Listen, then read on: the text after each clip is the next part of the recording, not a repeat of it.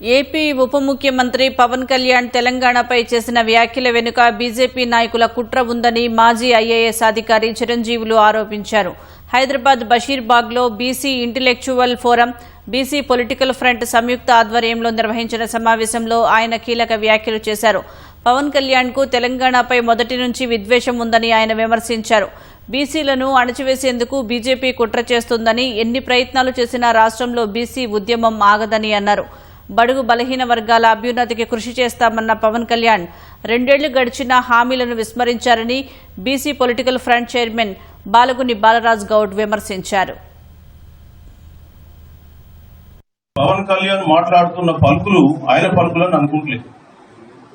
అది ఎన్నుకుండి బీజేపీ ఆడిస్తున్నటువంటి నాటకం వారి చిల్క పలుకులు ఈయన పలుకుతుంది, అందుకు తప్ప ఇంకోటి కాదు. ఇవాళ మీరు చెప్తున్నటువంటి మాటలు డైరెక్ట్ గా బీజేపీ మీతో చెప్పిస్తున్నారు. దయచేసి మీ ఆ ట్రాప్ లో పడకండి.